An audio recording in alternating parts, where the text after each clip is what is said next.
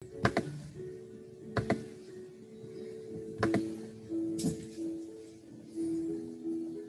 up, Jason? How's it going, Brian? I'm doing good. Awesome. Trying to get on top of all this. It happens pretty fast. Right? What's up, Jason? How's it going, Brian? That YouTube delay drives me insane. Yeah, I think I heard a little echo there. Yeah, that's the YouTube delay. You go ahead and record it and take it live. Hello, Anna. Hello, Renee. Hi, Brian. How are you doing? I'm feeling really on top of the world. How about you? I'm good. Anna, I'm gonna talk about the story we discussed, what, a year or so ago?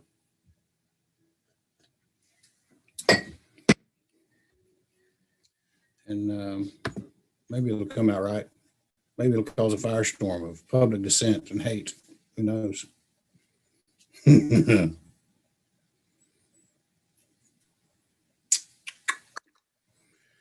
what I get for having fat fingers. All right.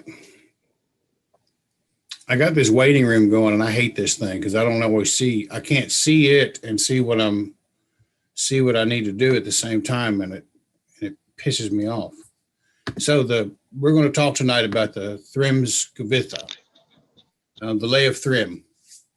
And the Lay of Thrym is where Thor wears a dress, and everybody and their brother wants to talk about Thor wearing a dress, and as a justification for certain excesses of personal behavior that many in our society are beginning to question. So I want to talk about it tonight, but let's give a little history on it. The introductory note is the Thrymskvitha is found only in the Codex Regius, where it follows the Locusana. Snorri does not quote from it. Rather oddly, does the story occur, nor does it occur in the Prose Edda. So it's kind of a standalone deal, but that doesn't mean it's to be ignored. Artistically, the Thrymskvitha is one of the best, as it is next to the Voluspa, the most famous of the entire collection. It has indeed been called the finest ballad in the world, and not without some reason. Its swift, vigorous action, the sharpness of its characterization, and the humor of the central situation combined to make it one of the most vivid short narrative poems ever composed. Of course, we know nothing specific of its author, but there can be no question that he was a poet of extraordinary ability. Now, hey, Mike. But the poem assumed its present form, most critics agree, somewhere around 900. Thus, it is one of the oldest in the collection. It has been suggested on the basis of stylistic similarity that its author may also have composed the Skirnismal and possibly Balder's drama. And there's also some semblance between the Thrymskvitha and the Locusana. Note in this connection, Bugge, his name is spelled Bugge, and it just drives me insane that people quote him because I can't even pronounce his name. I think of a dumb redneck, old Bug, hanging out, driving down the road.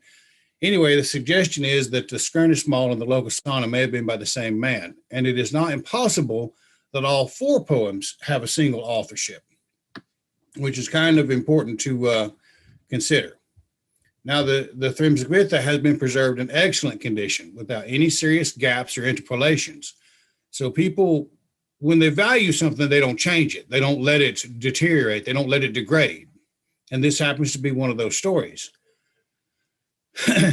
In striking contrast to many of the poems, it contains no prose narrative links, the story being told in narrative verse, a rare phenomenon in the poems of the Edda. Now, this is if you think about this tale, most people look at it as a comedy. Some people look at it as a justification for, a man wearing a dress or something along those lines. But I can't tell you the joke I heard 5 or 10 years ago, much less one that was written down in 900. So it's hung around for a reason. Most of these ancient tales that hang around, they do so because there is something within them that resonates within our human condition. Now, I have a hard time believing that, the justification that it's used for with many people, in that the most masculine figure in Asgard puts on a dress, kind of a Trojan horse thing. But I'm going to read from it and have a little discussion. I got some comments and thoughts to make about it that I think are particularly relevant to today's, with everything that's going on in this society. He says, wild was Vingthor when he awoke, and when his mighty hammer he missed. Vingthor means Thor the hurler. So equivalent to Vingnir, I'm sorry, concerning Thor and his hammer Mjolnir. He shook his beard, his hair was bristling as the son of Yorth about him sought. So the son of Yorth is Jord, that's the earth. So he is the son of the Sky Father and the earth herself. An important and powerful character that is literally the warder of men, as is told in many tales.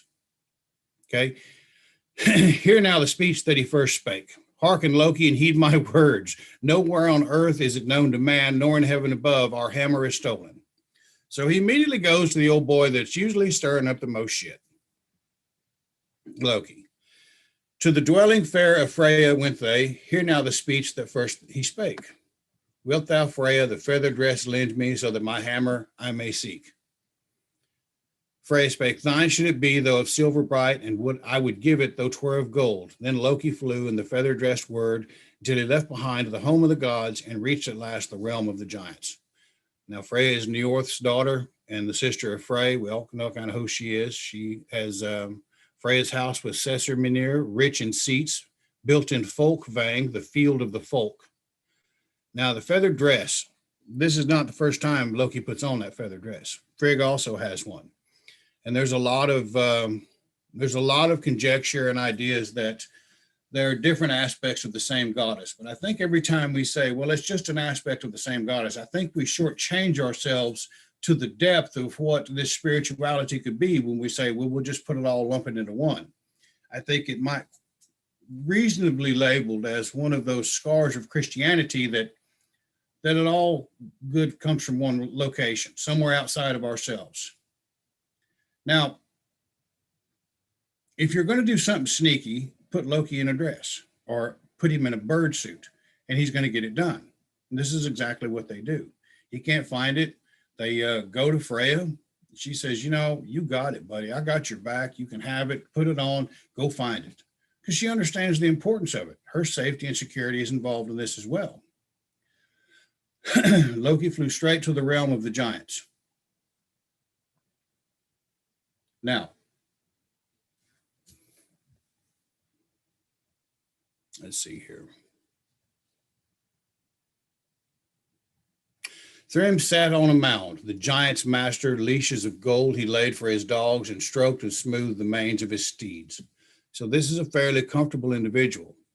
He sat on a mound. The giant's master, leashes of gold he laid for his dogs, stroked and smoothed the manes of his steeds. So he's got a nice little setup. He's an accomplished individual. He's got all of the accoutrements. One might look at someone and say, hey, he's got it going on in the world. Like many of us, I mean, I got a nice car. I got a good looking Rottweiler. They have the best, they're eating Bill Jack and everything else. And these are the kind of things, the very superficial kind of things that we automatically assume an individual is doing well in the world. And it's not, may not necessarily be the truth.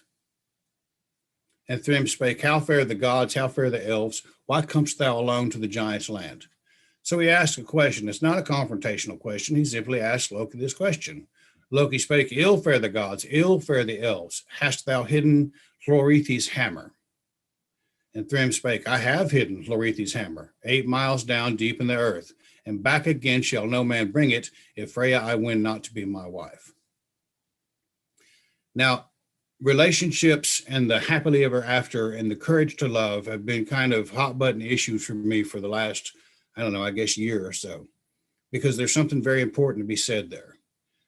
Here's an individual who, by all accounts, by all outward appearances, seems to be a fairly successful, accomplished individual, even though he is a Jotun. but he has not the ability to put certain aspects of himself in check or sacrifice them as Frey does. When he sacrifices that sword, the warrior aspect, he doesn't forget it. He doesn't give it up. He still knows it all. He still has everything he needs. But the warrior aspect that many men cultivate, or the aspect of their being where they're all about success, they're all about getting ahead, they're all about making sure outward appearances are up, that doesn't always make for a good partner. And in fact, it can be quite the turnoff in many occasions. No wife or child or lover or parent should ever see the seriousness of a warrior's rage. And yet all too often we forget, we don't know how. We're unwilling to sacrifice that aspect of ourselves, which has made us so important for so long, to become somebody worthy of attracting a partner, worthy of being valuable in someone else's life. So here's the individual who, in no short order, has simply looked at somebody else and said, I want her, and this is what I'm going to do. You see, this is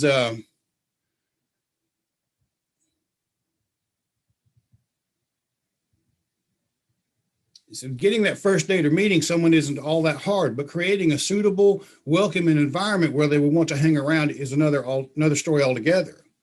Now, see, in the case of Frey, well, he's got it bad for Gert. He knows that he cannot just bluff and bullshit his way to his heart. Thrym is going to try to bullshit his way into Frey. He's just going to he's going to get another possession to make himself feel like he's complete. Frey is a fine example of the opposite of that. There must be something more he can do, because none of these tired old patterns of success seem to be working. If you remember, there was a lot said, there was a lot offered. There were 11 apples of gold. There was the Draupnir. There was several things that he offered Gerda to be his partner, to try to buy her. And Thrym's doing the same thing. He doesn't even have that. He's just going to blackmail the Aesir into giving them Freya. See, the only real solution, and it is a challenge for almost every man, is to set aside those hyper masculine ideals of the warrior and take a long, hard look at becoming the husband. Now, we get confused a lot by that, and I've seen many men sacrifice the entirety of their being. But you need to acknowledge that the warrior, or the guy that's collecting things to feel important, really may not make the best partner in life. And this escapes this individual completely. So he tells him, then Loki flew in the feather dress word. It's also interesting that Loki he receives all this assistance. He receives again and again assistance and a seat at the table for these divine beings. And he's never willing to also take a good, long, hard look at justifying his ability to be there and accept these blessings. I think for myself, I have a lot of blessings that I failed to properly cultivate in my life, took them for granted, as it were, and it caused me a lot of pain. But I digress. Till he reached behind him the home of the giants, reached at last the realm of the gods. There in the courtyard Thor he met. Hear now the speech that first he spake. Hast thou tidings as well as trouble? Thy news in the air shalt thou utter now. Oft doth the sitter his story forget, and lies he speaks who lays himself down. Now, he's kind of warning him here, don't be bullshitting. Don't be sitting around coming up with some kind of nonsense or some kind of scheme. All right, Loki spake, trouble I have and tidings as well. Thrym, the king of the giants, keeps thy hammer, and back again shall no man bring it, if Freya he wins not to be his wife. So this king believes he is deserving of this goddess of love and abundance to be his wife. He's accomplished, hell, he's a king. And many men feel that way. We want a trophy wife. We want that individual that everyone can look at us and say, he's got everything he possesses in the world and looks good. And look, he's got this super hot woman on his arm. He must really be the real deal. And it's usually pretty shallow. Freya the fair they went to find. Hear now the speech that first he spake. Bind on Freya the bridal veil, for we two must haste to the giant's home. And wrathful was Freya, and fiercely she snorted, and the dwelling great of the gods was shaken, and burst was the mighty Brising's necklace. More lustful indeed shall I look to all if I journey with thee to the giant's home. So these two dumbasses go to this goddess of abundance and say, hey, I need you to marry him. And they also treat her as a possession. They treat her as something not as their equivalent, not as the divine feminine counterpart that's crucial to the successful creation of Asgard and everything it represents, but as another possession. They're willing to take the divine feminine and sacrifice that for a possession. Now, granted, it's a fairly important possession, but it was their first fallback. Well, why don't you just go take care of that for me? Why don't you go lay down with that old boy and I'll get the hammer back and then we can kind of forget about it all. Well, that kind of intimacy is not something that you barter. And it's hard to see that. And yet we find it happening all the time. But she's no pushover. Dwelling great of the gods was shaken, broke the necklace. More lustful indeed should I look to all. She doesn't want that on her reputation. She doesn't want people. There's already 7 dwarves back there nobody can quite figure out. She's still pissed about that.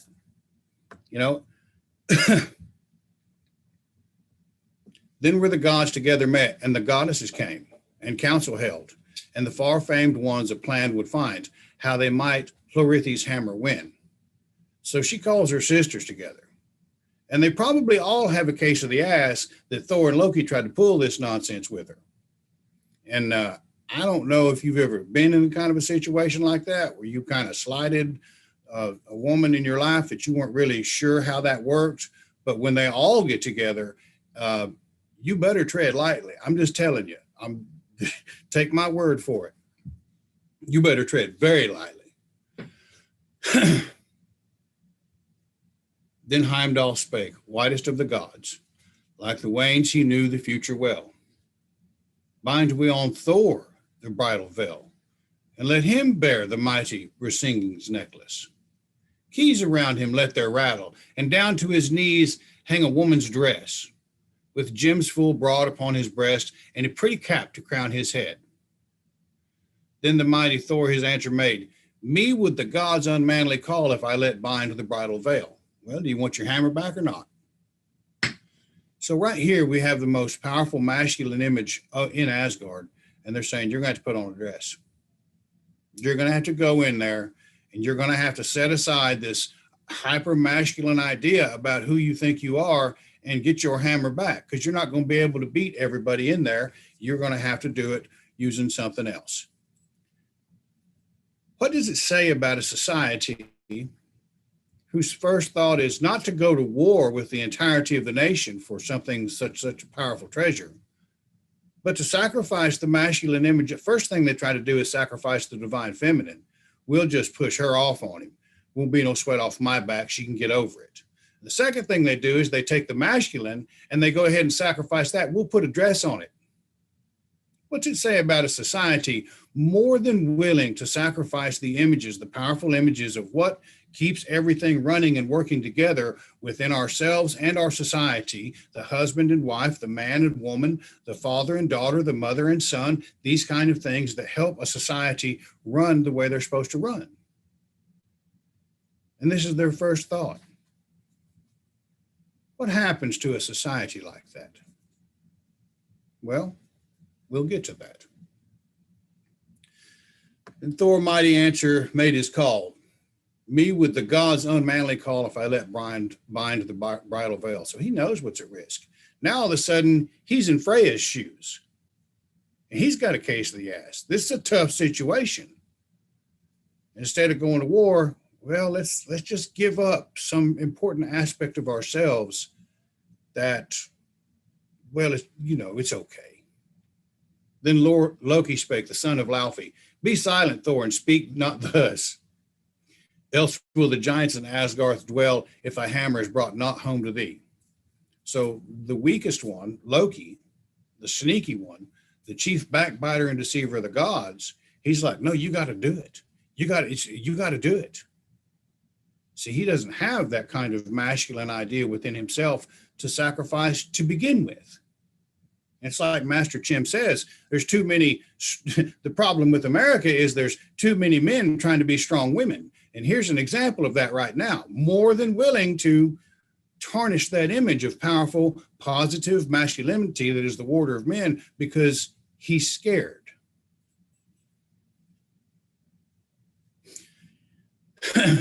But he convinces them.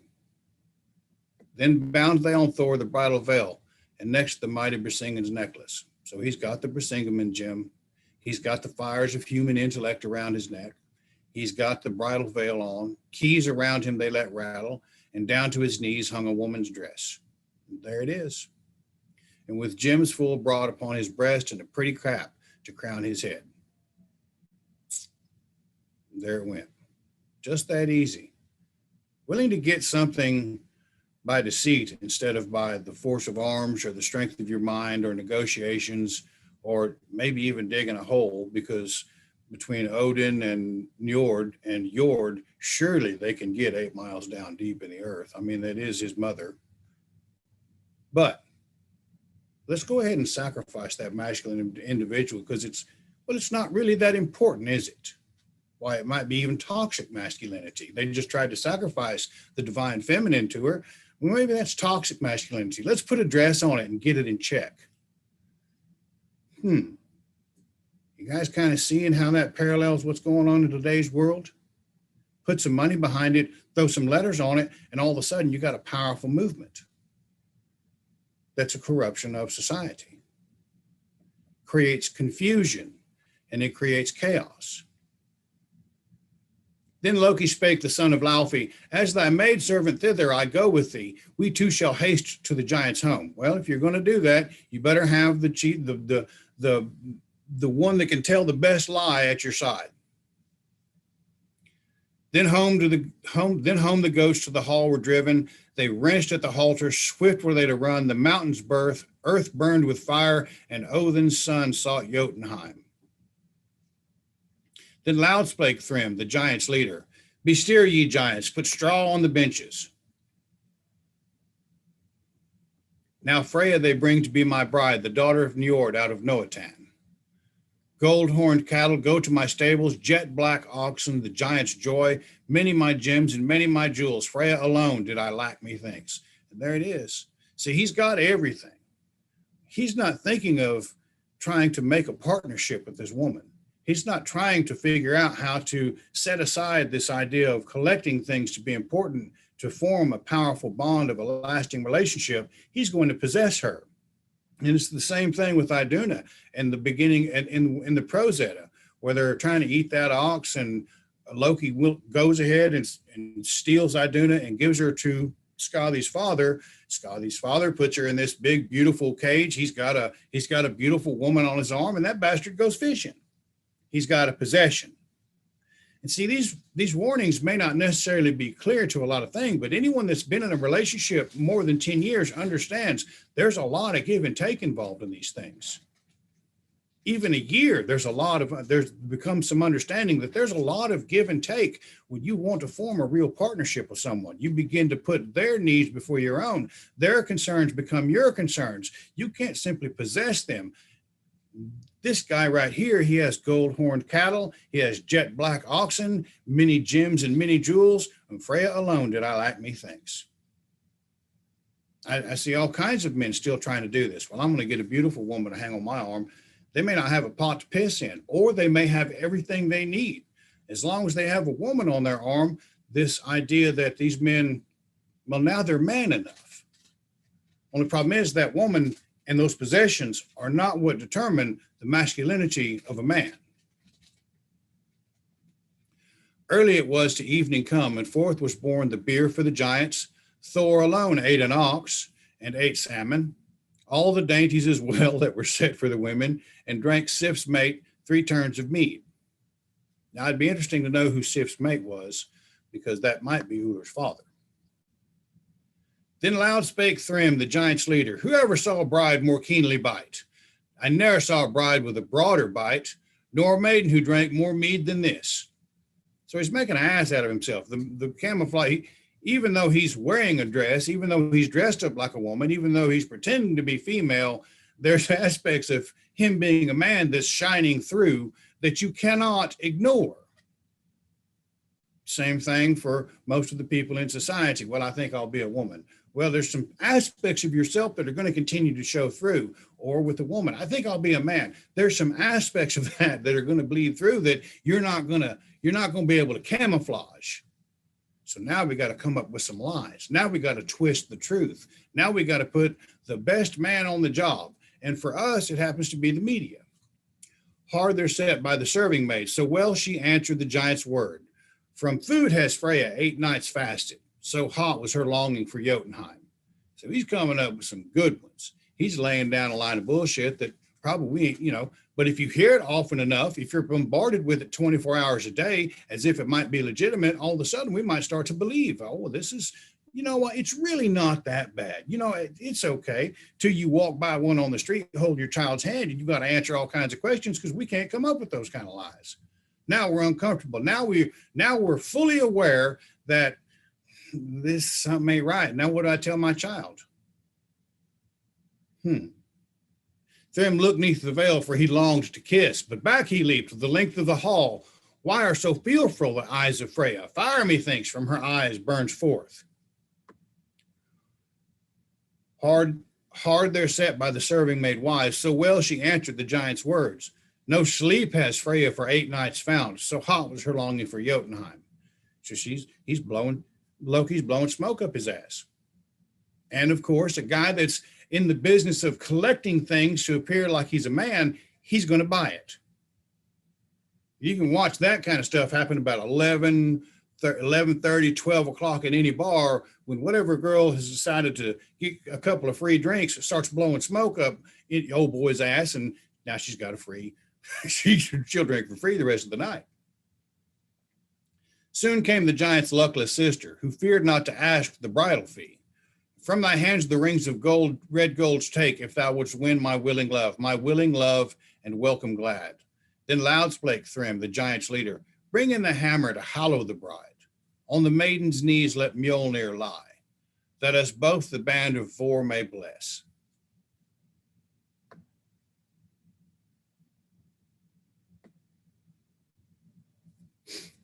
Now, hallow, this is kind of one of the other reaffirming things that the hammer writes is what gives us some legitimacy in hallowing ground. He did the same thing, but it's Vor that blesses this marriage, not the hammer write, not Thor himself.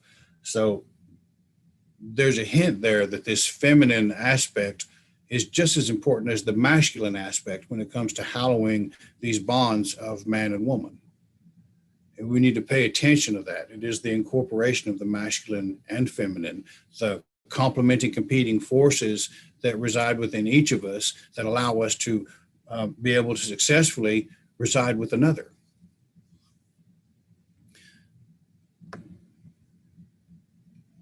The heart in the breast of Hlorrithi laughed when the hard-souled one his hammer beheld. First Thrym, the king of the giants, he killed. Then all of the folks of the giant he felled. The giant's sister old he slew. She who begged the bridal fee, a stroke she got in the shilling stead, and for many rings the might of the hammer. And so his hammer got Odin's son. So we have a problem with a society that takes their masculine and feminine and treats them in this certain way as a casual disregard for the importance they hold in allowing a society to function. But what happens to the society that fully accepts that into their realm of civilization? Well, they get destroyed quickly and violently, and they're defenseless against it. There's a real important lesson we need to pay attention to there. Now, some people are going to get very up in arms that I've said of all of this. And I have received messages when I made a comment about it before by a man who decided to become a woman. And he said, as soon as I said it, he said he was going to come beat me up like he was a man. I told him I'd punch him in the boob. But, these kinds of things that are happening in our society are not anything we can really do anything about other than take care of our home. How are we supposed to raise our children with a clear understanding of what the successful incorporation of the masculine and feminine are when we've sacrificed the very important rights of man and woman making? When men confer masculinity upon other men and it becomes a valuable thing of honor, when women confer femininity upon other women and allow them the understanding of what it means to be a mother, to bear a child, to be a wife. I don't even understand what all of it means. And so I really have no business trying to say this is what femininity is, because I don't know shit about it. But there's a lot of things I need to be paying attention to. Me putting on a dress simply isn't going to make that a reality. Going over the top is not going to make it a reality. The society that's willing to do that puts itself very much at risk for its own future. When they begin to label and curse and insist upon pronouns that you have to call them by that because, well, now we've lost freedom of speech, as they have in Canada. And the society that accepts that and welcomes them in and says, oh, yeah, I believe all this, I'm going to make a collection, they get destroyed altogether. So once again, when we look at this tale that everyone else looks as a comedy, and when some other of your more left-leaning heathens begin to use as a justification for their excesses of personal behavior that are way outside societal norms, we might look at it as a little bit more than just the joke that people think that it is. There's some important lessons even in this little tale in the Poetic Edda. So having said all of that, I'm going to open it up to anybody that wants to ask a question or see what any comments on it, or talk about anything else for that matter. But that's kind of where I'm at with a lot of things. Just watching the news anymore is just all of a sudden, all of these people have all of this legitimacy based upon just the constant repetition of some kind of half-truth. And there really is nothing more dangerous in the world than a half-truth. So how do we stand against that? Well, we can't go out there and raise hell and look on the street. We're going to be labeled. We can't fight 75 years of programmed media manipulation. We can't challenge the establishment per se. The only thing we can do is try to take care of the children and our grandchildren and each other that decide to gather in these kinds of rooms, and support them in their efforts to establish solid masculine and feminine ideals in their life that are healthy expressions of who and what we are, so we might form healthy, lasting, loving relationships. Because I got to tell you, that's where the future of all of this lies, in our ability to stand where we are with the gifts we were born with and love another human being, love another individual in some kind of way that allows us to be happy, healthy, and whole. We got to create that image of what that looks like, so people will want to come look at these old tales for the kind of guidance that makes people finally be able to breathe that sigh of relief and say, okay, I got this. I think I can do this. I feel good about things. I'm happy. Because I know most people, when they show up here, that ain't what they're talking about. So, yeah, that's it. Anybody got anything they want to talk about?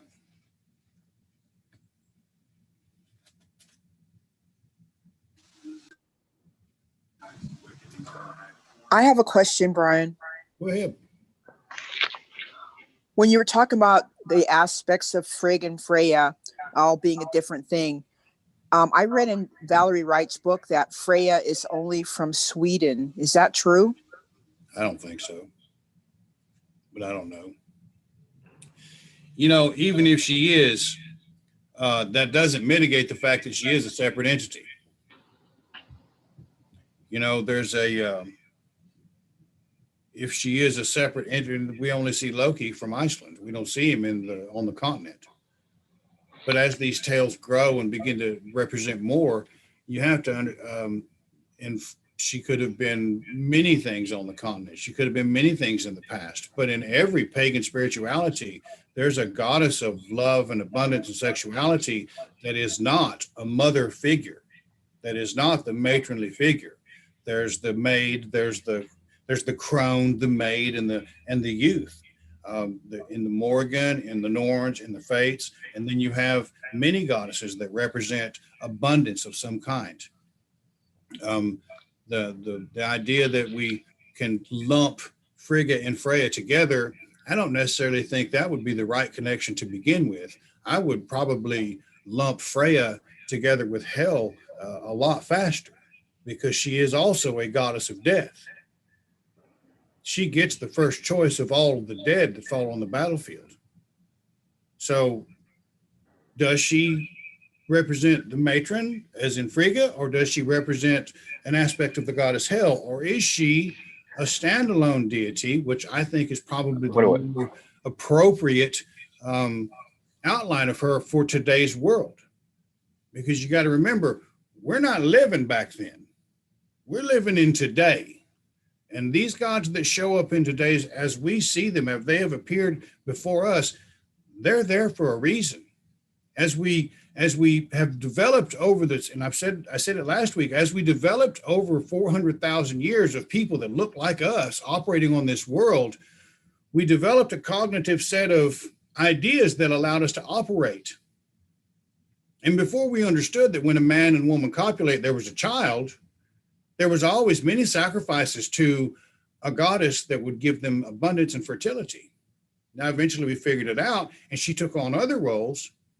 But there's always been, when we form these cognitive ideas, this framework with which we operate in the world at the back of our minds, these are where these archetypes of the gods reside in our thought process.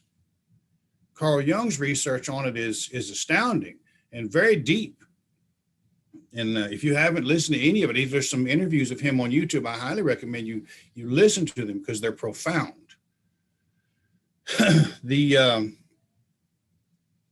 simplistic view that all of these goddesses are one, or that all these gods are one. We live in a very complicated world. In fact, this world was so complicated for us that we took a look at the one true God and decided, I've got to have some clarity and help from several other locations. How did my ancestors do it, and decided to look differently? So if she was only in Sweden, then that means she went to Iceland, and that means she went to Greenland, and that means she was in Dublin and Ireland when the Vikings founded Dublin, and in the Orkneys, and in the Shetland Islands, and then finally in North America. So to say that she was only in Sweden by 900 or 1000 or 1100 AD, we would have to say she was in many other locations too. So how did the Swedes come up with it? Could have been some kind of tribe somewhere. But the growth and development of how these gods originate is a rabbit hole that will lead us way off the course of realizing this is what we have right now. How do I make this work in my life? How do I incorporate that into a successful idea that allows me to navigate all of these modern day problems that our ancestors couldn't begin to comprehend? I think that's my answer. Thank you.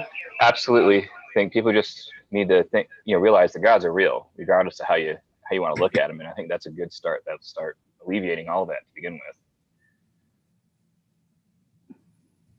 Yeah, they are. There's we can only see a small percentage of the spectrum of energy that is emitted from the sun. And yet all of that energy affects life on this planet somehow. Or we can't sit here and say, I can't see it, so it's not real, when we know for a fact that energy is moving everything. And these gods are representative of things that held sway over a man's life no matter what he did. The abundance of the earth, the abundance of the sea, love, war, the power of a volcano, the power of the storm, the cold of winter, the abundance of game. Man had no control over really any of that.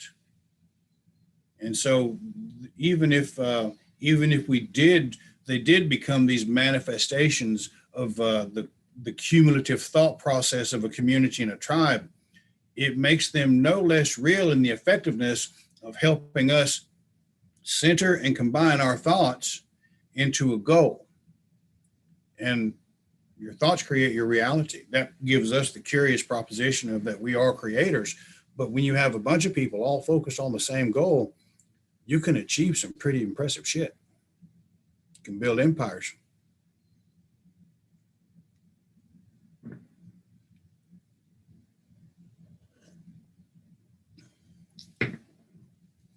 Anybody else? Well, tomorrow's Monday. Go out there and grab it by the nose and whip its ass. And I do appreciate everybody joining in tonight to listen to me talk about cross-dressers. Thank you, Brian. All right. Thank you, guys. Y'all have a good night. Thank you, Brian. Thank See you, Brian. y'all Good around. night.